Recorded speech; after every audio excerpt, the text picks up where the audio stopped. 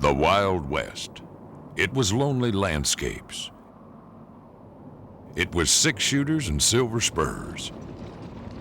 It was swindlers, cheats, and desperados. But most of all, it was wild.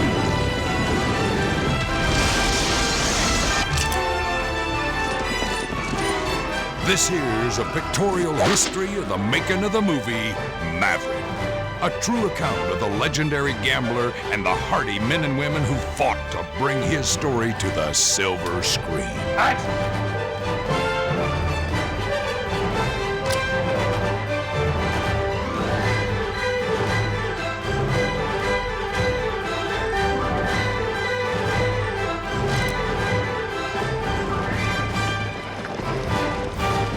Maverick is the story of three Western heroes. A handsome gambler, played by Mel Gibson. A pretty desert flower, played by Jodie Foster.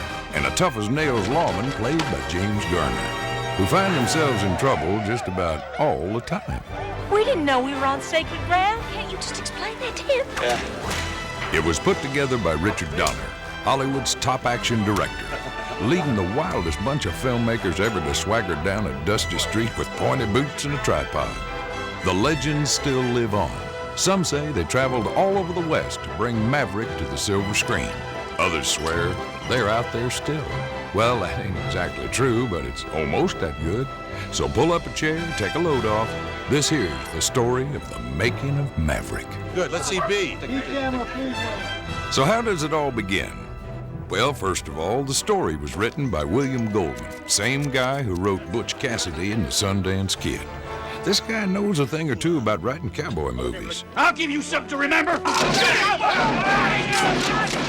And it is one crazy double-crossing tale.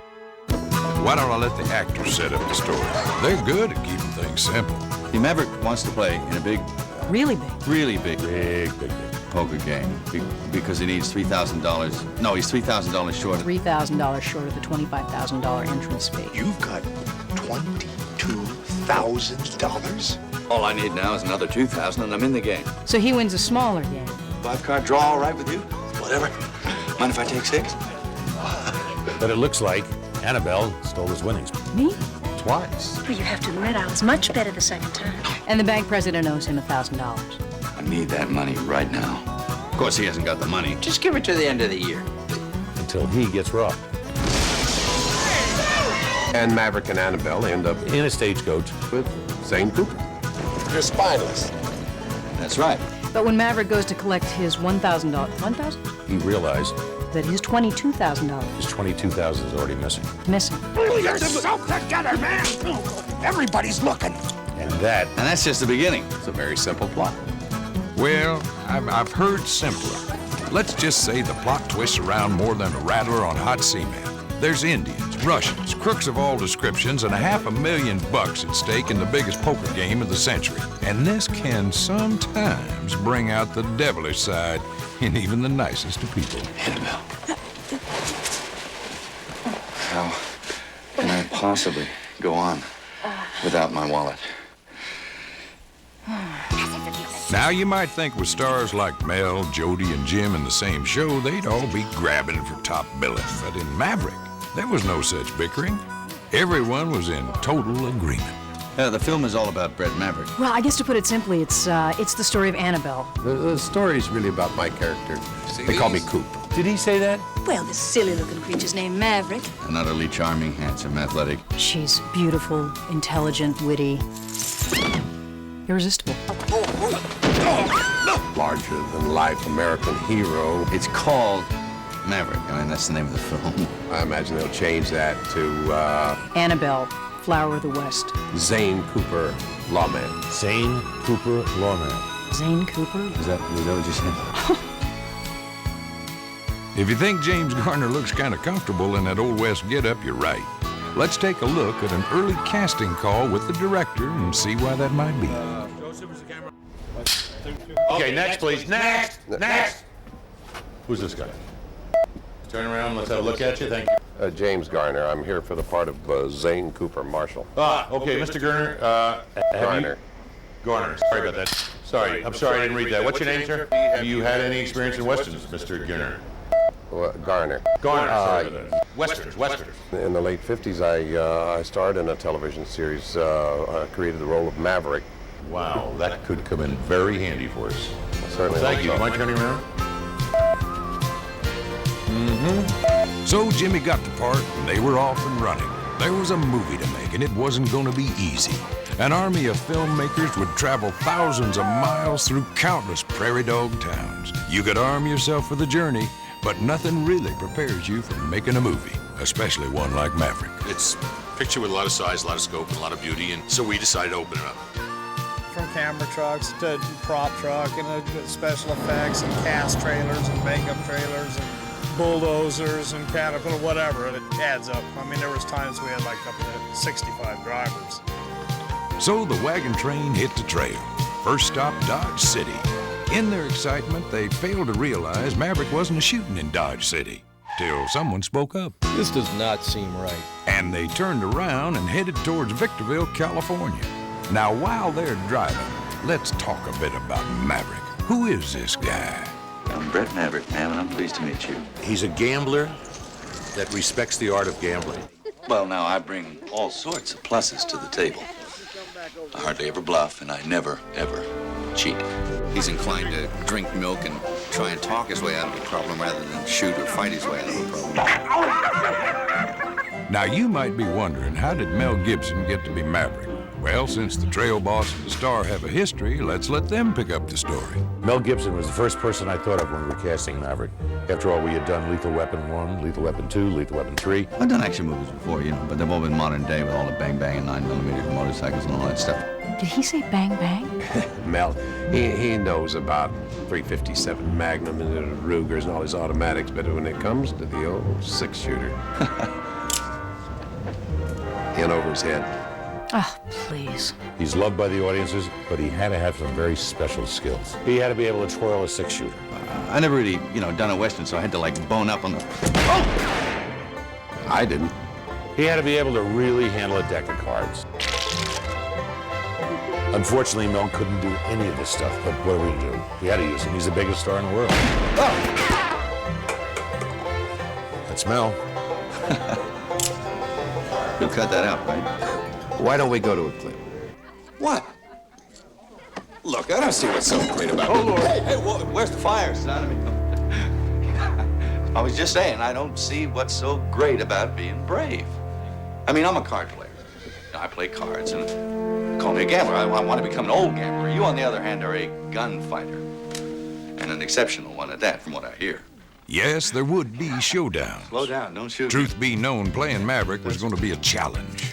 To prepare, Mel brought in the most experienced gun handler in Hollywood, straight shooting Phil Spangenberger. I'm showing him both ways. I'm showing him not only what was correct to do, but what will look good on screen. So we'll mix the old with the new and come up with a nice blend of realism and entertainment. And the camera off. Soon enough, Mel was lightning quick on the draw. Yep, he'd come a long way in a very short time. So if I decided to go up against you, what chance would I have had? Answer? 0. Absolutely none whatsoever. Want to see it again? Oh, come on, kid. Let's just play poker. Was that fast? I thought that was fast. Any of them. Now, learning to play poker was a different story altogether. Mel learned card sharping from the best sleight of hand in the business, Gary Full House Frank. Cards are hard. It's hard to work a deck of cards. It's years. Tough. Constant practice. You don't need hands that are thick, thin, long, short. You train them to tie a shoe. You can easily train them to do a one-handed cut. After a few games of 52 pickup, Mel learned his way around a deck of cards like an old pro. When it came time for the big game, he'd be ready. You got it. Hey. Yeah. Meanwhile, back to our story.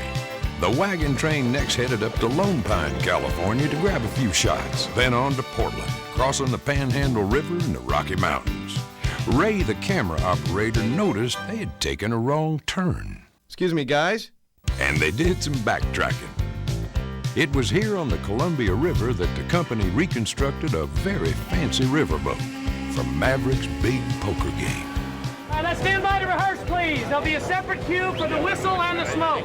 Now, anybody with an ounce of horse sense would shoot movie scenes in the order they come on screen. And when horses start making movies, that's probably how it'll go. But two-legged filmmakers like to save time. And that's why our heroes ended up on a riverboat. We're trying to achieve a look that really hasn't been achieved for most Westerns. We took reality, but we just stretched it into our realm. But we wanted to make sure that when you saw it, you know, it had a lot of impact. Yeah, good. Oh, great. Oh, good. Close your eyes, Annabelle. You're in the game. Ah! I'm in the game. You know, I just realized something. Huh? You are irresistible. As the filming continued, a special bond started to form between the actors. Not at all uncommon given the close proximity of working together day after day. I liked it just now when you called me Bret. One thing. What, Bret? When you're gonna bluff, never tap your fingernails on your teeth. That's your second giveaway. You gotta work on that. Even at a time like this, you're thinking of others. I think there's something special about a relationship between Maverick and Annabelle. She's supposed to fall for Mel more than me. You know, Mel's a little goofy. Every once in a while, an actor just has an incredible presence. I really hate to be immodest, but I really feel that Jodie was overwhelmed. I've only experienced it once. I just have to say that I was really fortunate. Settles my case. For the opportunity to work with Anthony Hopkins. Really fortunate. Anthony Hopkins? Anthony Hopkins. Anthony Hopkins. You do westerns. Anyway, once the Portland scenes were finished, the caravan headed to Lake Powell, Arizona. There's a rumor they stopped off in Las Vegas, lost a Steadicam in an all-night poker game, but I doubt if that really happened. Now, when the boys in Hollywood want an old western town by a lake, well, they go to a lake and build an old western town. Instead of the normal thing out in the desert, we built this magnificent, crazy, offbeat, bizarre, wonderful town on a body of water. They called it Crystal River, and overnight, Crystal River became a boom town. As far as the actors go, things were going just fine. Camaraderie and good feelings still ruled the day. James Garner offered some interesting visual concepts. Dick, I got another idea. You know, if we could get Mel in a fight, it's always good when a hero, you know, is He's got a lot of fights. Outnumbered. He's outnumbered. Well, he did a one-on-one. How many outnumbers? I don't Two know. guys? Like two? No, maybe 5 or 6. Six would be plenty. Yeah, Six. He can handle that. I'm gonna cut you up, fancy man. The rumors that old Jimmy was behind Maverick's 6-man brawl were greatly exaggerated. The fact is, this moonlight ruckus was a carefully planned attack. It was Mick Rogers, the stunt coordinator of the film, and his rogues gallery of stuntmen that put it together.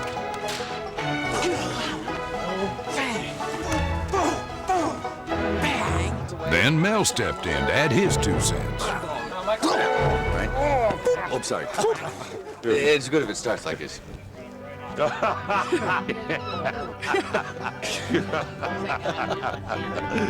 Like it's a gentleman's fight. Yeah. This, here comes John. And under the hot desert sun, they rehearsed it. Stomach punch. And rehearsed it. And rehearsed it. Till they got it right. It's a fight. It's a good old-fashioned fight. They're gonna whip your ass. And finally, as the moon rose over Crystal River, the cameras came out and they were ready to shoot. Fight! Filmmakers call all this fancy camera work coverage. Let me see that one again. Which to you and I means you shoot it from every conceivable angle until you got yourself a big screen brawl. You want to move him in a little tighter? I'd like to bang. Or hair down a little wider. And you want to move him around a little? I would go again on these long lenses. one there is great. Ray, you getting the whip good when he first goes in?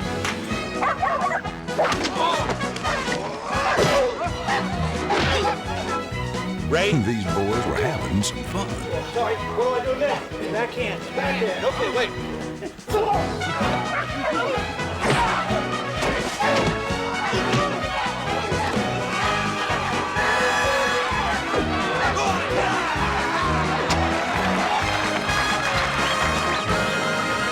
All right, cut it, print it.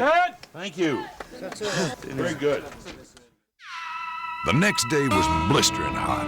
The wagon train had moved to the outskirts of Crystal River to the most unforgiving stretch of the Arizona desert to film the all-important runaway stagecoach scene. It was tough and dirty work, but it was that special bond that actors feel for each other that would see them through. Are you mocking me? We don't want you to get ruffled. Let's just say I was agreeing with you in a totally unusual way. What would this world come to without true gentlemen like yourself? I had a great time working with Jim and Mel. They're both pros. They're very different types of actors. Back in the 50s, James Garner did a lot of his own stunts. I grew out of it.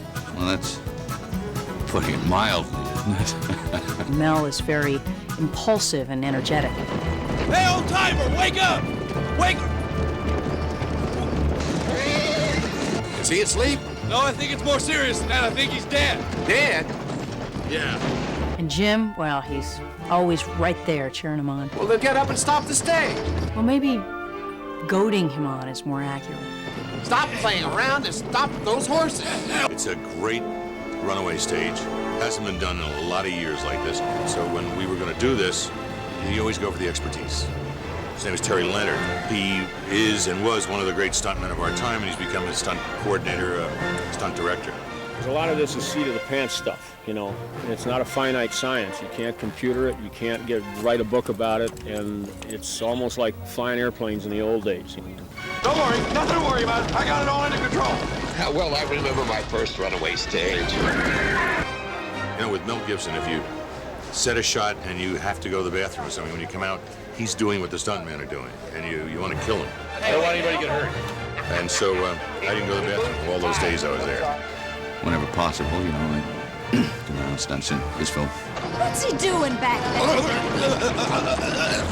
there? Sort of a, tribute to the older generation. Older generation? Did he say that? Did he say that? It was here, during the runaway stagecoach scenes, that James Garner made some important revisions to the Maverick shooting script. Jim really had some wonderful ideas. He's very creative. Older generation, huh? All right, let's see what the kid can do. A stagecoach careens dangerously toward the edge of the cliff. It hits a rut. Mel flies high into the air. And then I keep him on his toes. All right, ready? Action!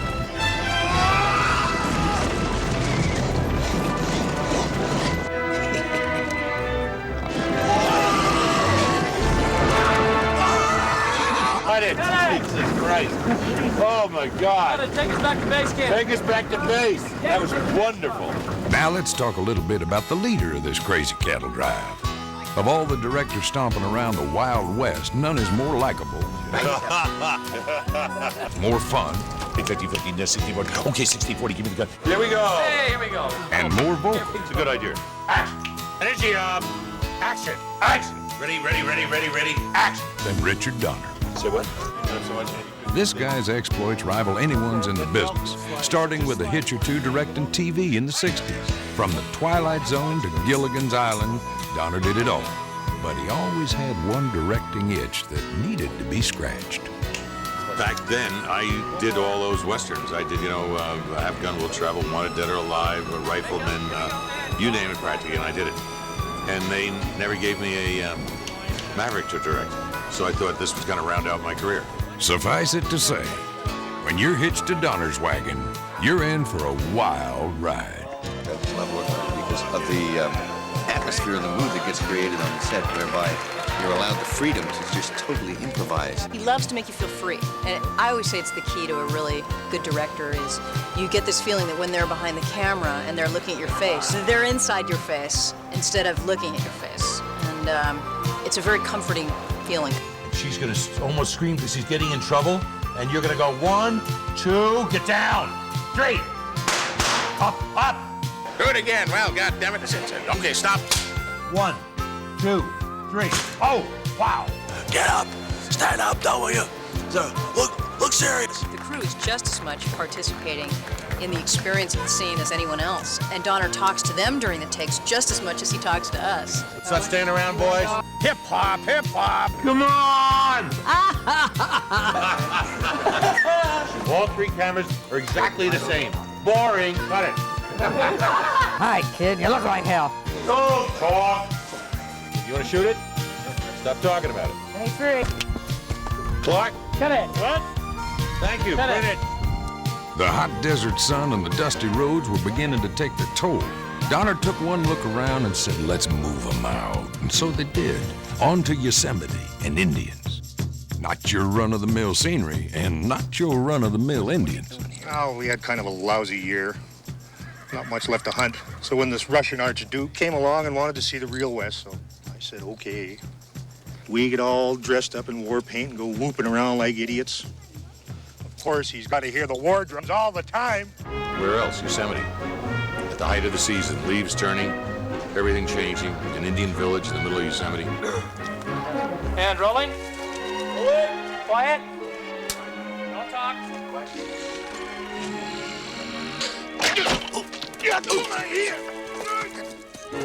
You kind of go on this kind of odyssey with our hero as he goes from bad luck to worse luck. It's a lot of gags, a lot of fast timing, a lot of improvising. Let's shoot this. We'll be out of here by noon.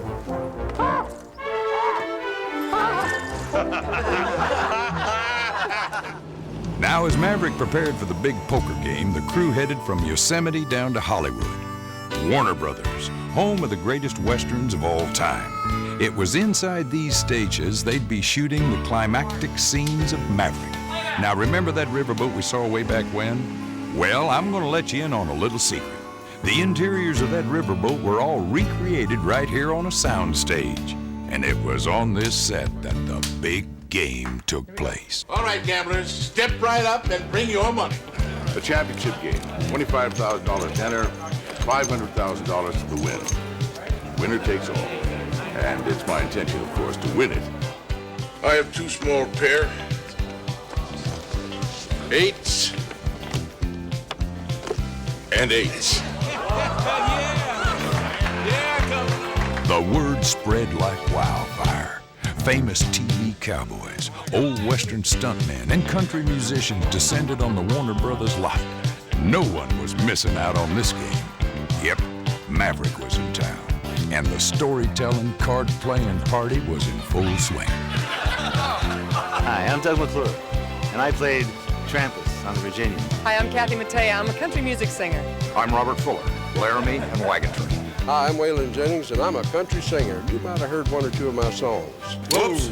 This is probably the best way to be inducted into acting because I got caught cheating. So I was supposed to be scared, and I probably looked it. It was fun. Oh, yeah, we're having a great time, you know. Where can you get so many crazy guys all together, you know, we haven't seen for a long time. Hi, Reed Morgan. If you remember the deputy with Henry Fonda, 60 and 61. And to work for Donner, you know, that's an experience. I think all singers want to be actors and all actors want to be singers. You know, there's a funny thing about Hollywood. It doesn't matter whether you're a wrangler or a movie star. What everybody really wants to do is direct. There was this one scene, you know, and everybody had an opinion. Back and forth. I had it all lit to shoot it one way, and then Mel walks up. Well, I said to Dick, I know what you know, he's been at it for a long time. I said, I know you know what you're doing, but if I was directing this, you know, I'd sort of want the camera so kind of lower angle, you know. And then Jodie comes up. And I was just kind of thinking, you know, maybe it would be better if the shot was just sort of looking up high, like we did in Little Man Tate, for example, which we looked into the trees, and there was this sort of doppled light magical experience. Don't worry about it. I mean, you get that sense of danger. Caught up in a magical, transcendent, sort of Zen-like experience, and I thought, well, we should be looking up. Don't worry about it. Everybody wanted to do it their way. I like that particular take for the bit before. We should be looking up. Down by Maverick's gun. But it looked fine, and you know, what the hell? It'd be really effective. And I'm looking for help, and there's Jimmy Garner. So finally, you know, I just told them how we used to do it. We put the camera here, we put the actors there, and they say the words. And that's just what we did. Well, I still think it would have been better my way. Thank God we had Jim Garner. He did save us a lot of time.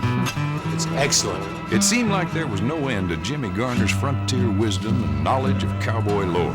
And creatively speaking, he was on a roll. Dick. You know what we used to do in the old days? Be a little Jim. I don't know about the old days, Jim. I used to watch it on television. I was too young. You're too young, but when we did that, you know, you get a guy on a horse with a noose around his neck, and put Mel up there, you know, it's a Great idea.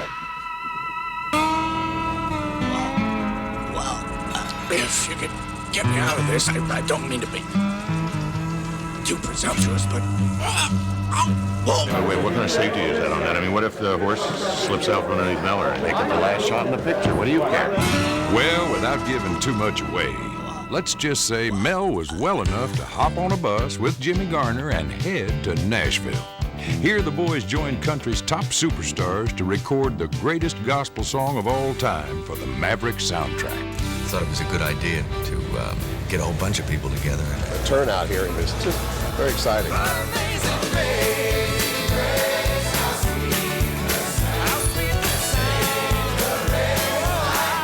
I'm an old country fan. I love country music.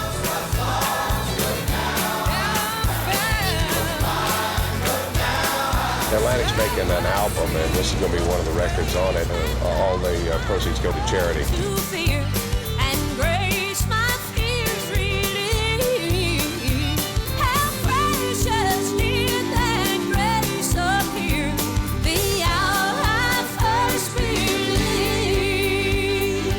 So there you have it. That's pretty much the legend of the making of Maverick, at least the way I heard it.